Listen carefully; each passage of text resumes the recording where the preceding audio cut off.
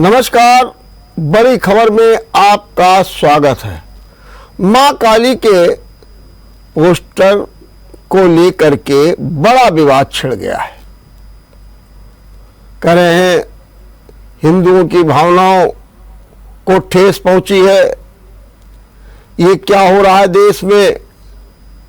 क्या वास्तव में हिंदू देवताओं का, देवियों का ऐसे ही अपमान होगा? और इसको लेकर के तरह तरह के पलटवार भी होने लगे हैं क्रिएटिविटी के नाम पर। हालांकि बढ़ते विवाद को देखते हुए दिल्ली पुलिस और यूपी पुलिस ने इन विवादित पोस्टरों पर एफआईआर दर्ज कर ली है, जिसमें कहा गया है कि धार्मिक भावनाओं को आहत पहुंचाया गया है। और ये रिपोर्ट जो फिल्म मां काली है, उनकी जो निर्देशक हैं लीना मेड कलाई के खिलाफ जो है दायर किया गया है। अनेक हिंदू संगठन इसका प्रबल विरोध कर रहे हैं। उनका कहना है कि इस मामले में कड़ी से कड़ी सजा दी जानी चाहिए। दरअसल कनाडा में एक फिल्म उत्सव में इस फिल्म को दर्शाया गया। इस फिल्म में मां काली का जो चित्र आया है, उसमें मां काली सिगरेट पीते हुए हैं और उनके एक हाथ में एलजीबीटी का झंडा भी है। बस विवाद यही से खड़ा हुआ है। और ये जब पोस्टर आए तो निश्चित रूप से अनेक हिंदू संगठन बुरी तरीके से बिफर गए। हिंदू महासभा के चक्रपाणी ने कहा कि ये तो सस्ती लोकप्रियता के कारण है। हालांकि जब लीना से बातचीत की गई तो उन्होंने इसे वापस लेने से इनकार कर दिया। बल्कि उन्होंने कहा क्या? उन्होंने कहा कि मैं भी मां काली से इंस्पायर हूं, मैं भी उनकी भक्त हूं, लेकिन मैंने जिस उद्देश्य के लिए, जिस चेतना के लिए ये क्रिएटिविटी की है, उसमें मैं सफल हूं। उनका कहना है कि मैंने किसी की भी भावनाओं को आहत नहीं पहुंचाया है। और बार बार कहा कि हम इससे पीछे हटने वाले नहीं हैं, चाहे जो कुछ हो जाए। तो निर्देशक लीना अपनी बात पर दृढ़ है।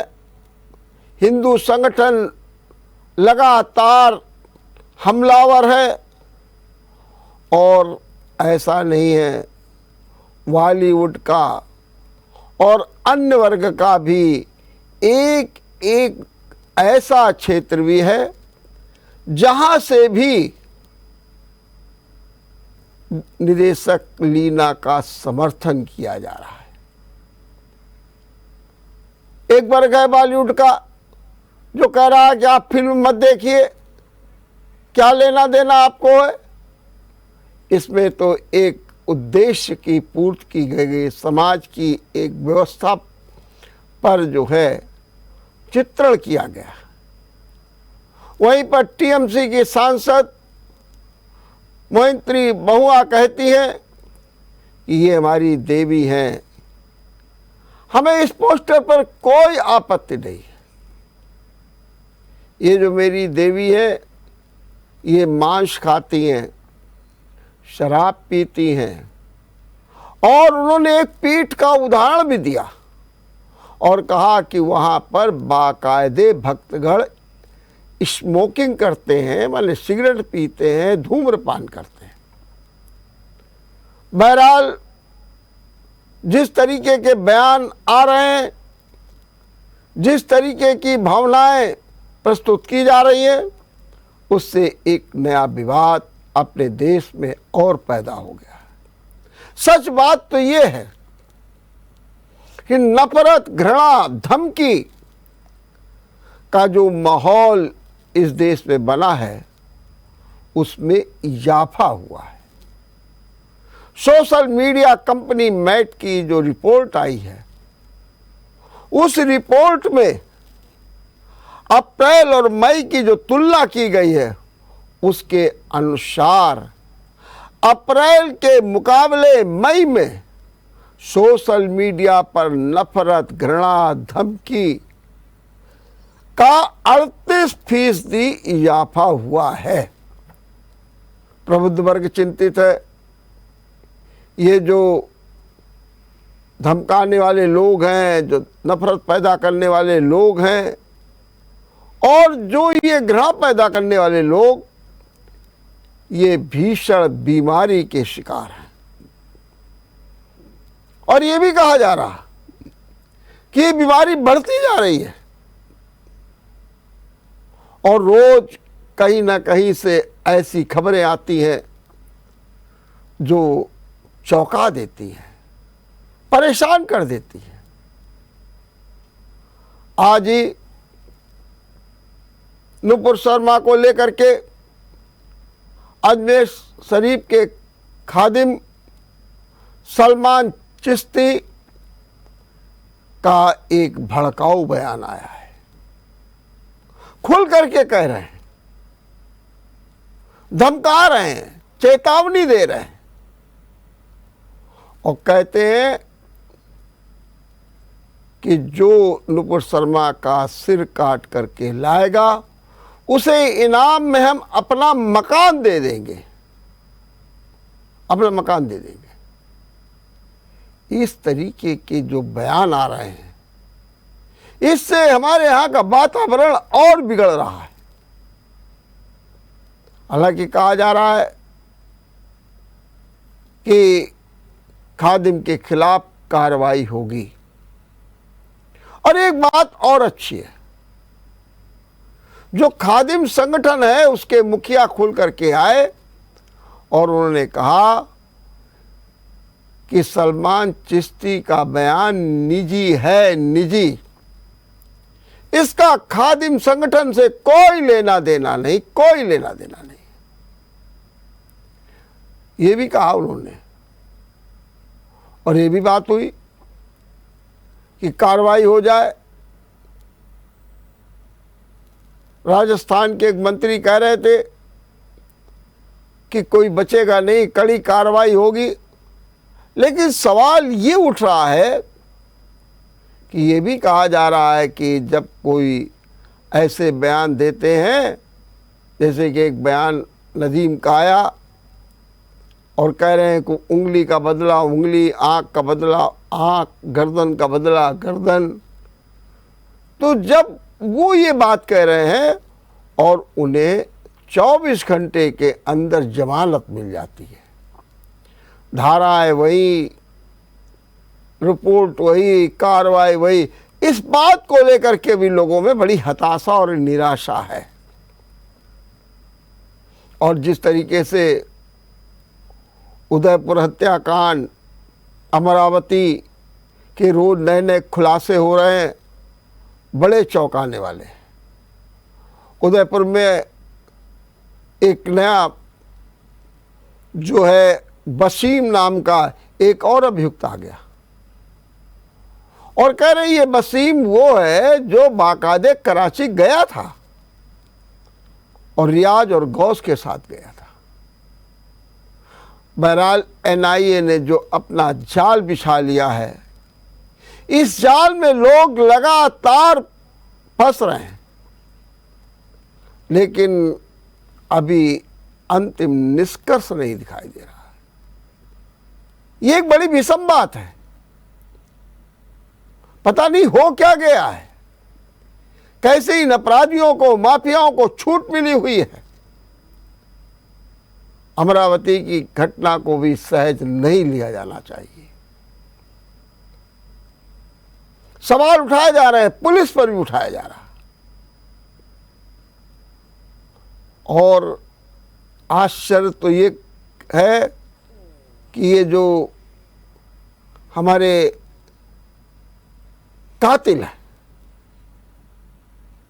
इनके पास ऐसे ऐसे हथियार कहां से आ रहे हैं।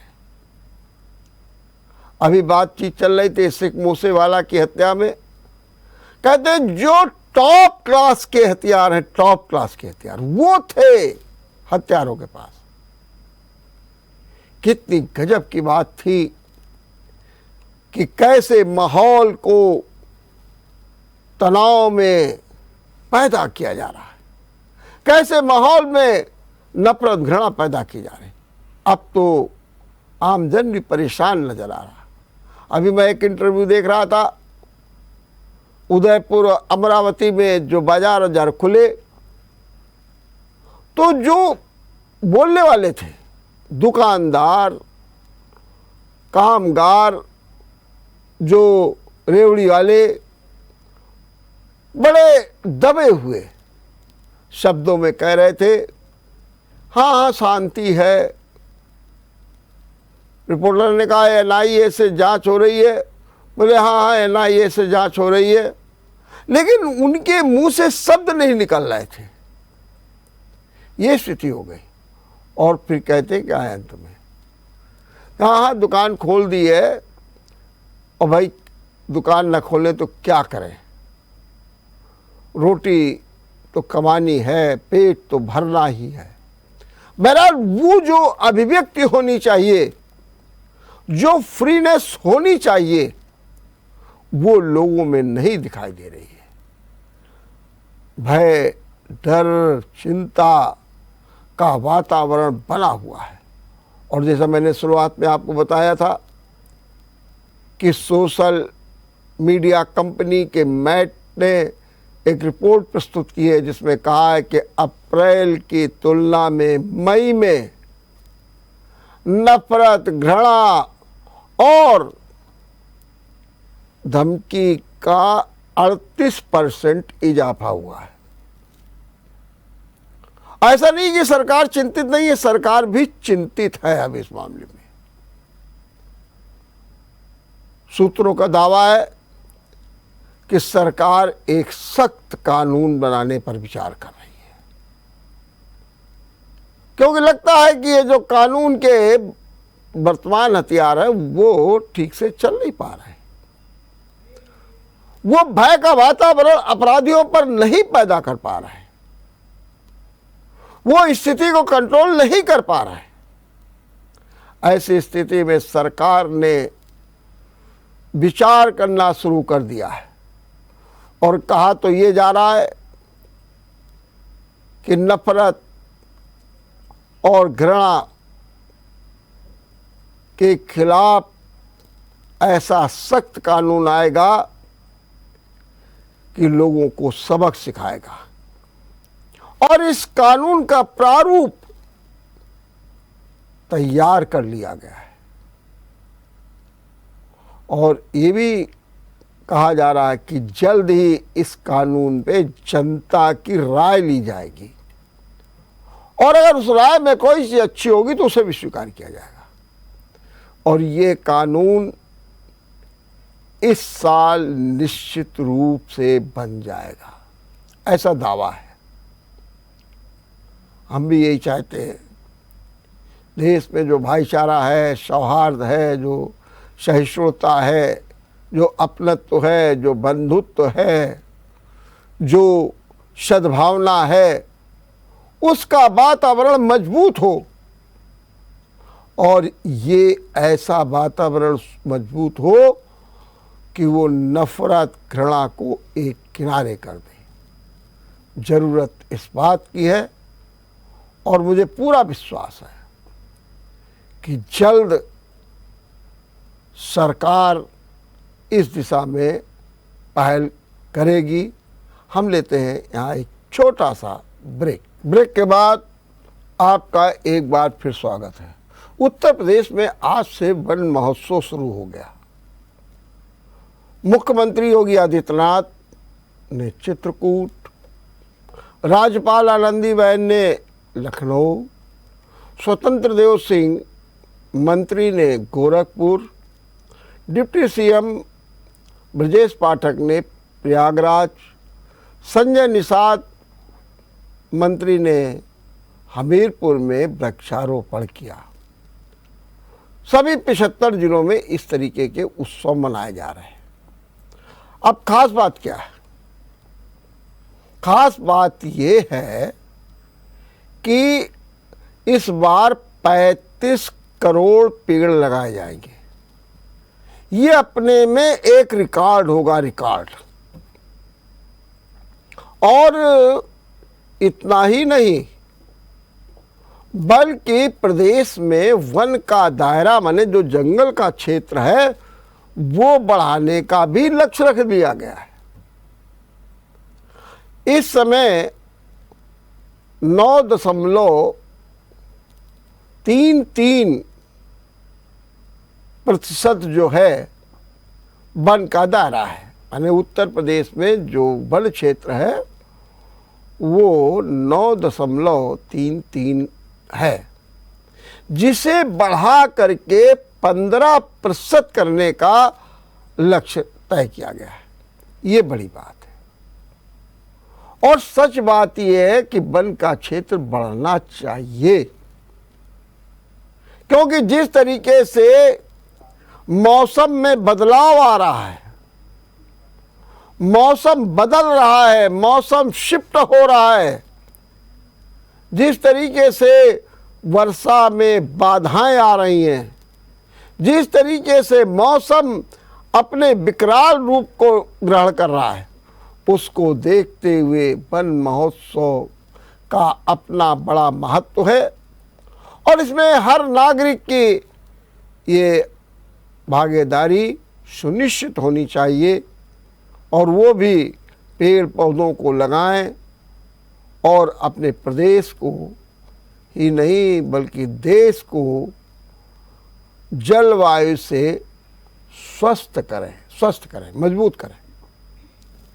आज एक बात और देखने को मिली कि लगता है कि समाजवादी पार्टी और जो उनके गठबंधन के दल हैं, राजभर मुख्य रूप से इस समय रह गए हैं, बाकी तो कोई गुस्से में बैठ गया है, कोई कुछ हो गया है, लेकिन राजभर थे इस समय।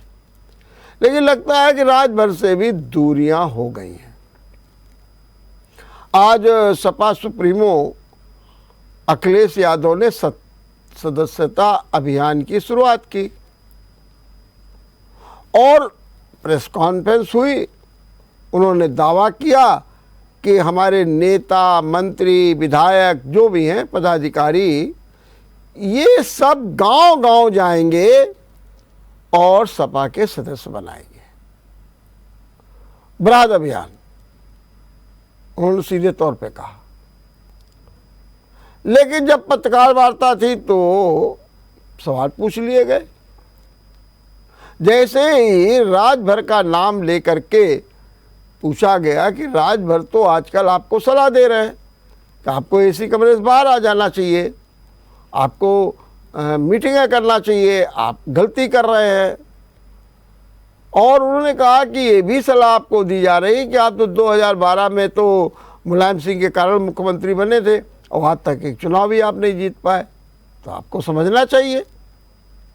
तो जैसे ही ये सवाल फूटा तो तपाक से अखिलेश ने कहा कि समाजवादी पार्टी को किसी के एडवाइस की ज़रूरत नहीं है। मतलब राजभर जी आप समझ लीजिए, न बताइए कि वो एसी के कमरे से बाहर निकलिए, क्या करिए क्या नहीं करना। सपा को ऐसी किसी भी एडवाइस की ज़रूरत नहीं है। हालांकि अखिलेश भाजपा सरकार पर भी बरसे और उन्होंने एक नया आरोप लगा दिया। उन्होंने कहा कि भाजपा सरकार को पीछे से कोई चला रहा, पीछे से। और यही तो कारण है कि डिप्टी सीएम दौरे पर चले जाते हैं और वहाँ पर तबादले हो जाते हैं डॉक्टरों के, क्योंकि स्वास्थ्य विभाग उन्हीं के पास है।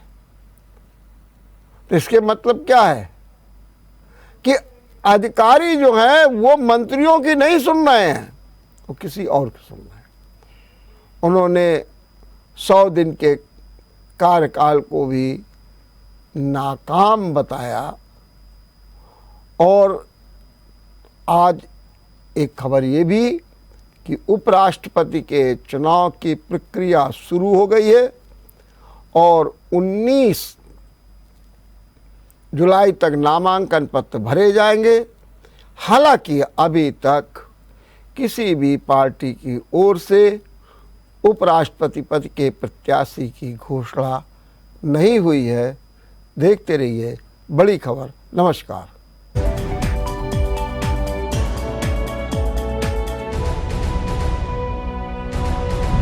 अगर आपको हमारा वीडियो पसंद आया हो तो हमें लाइक करें, सब्सक्राइब करें और ज्यादा से ज्यादा शेयर करें। और हाँ, बेल आइकॉन दबाना ना भूलें ताकि हर खबर का अपडेट आप तक पहुंचे तुरंत। आप हमें इंस्टा, ट्विटर और फेसबुक पर भी फॉलो कर सकते हैं। हमारी आईडी है @JMT News।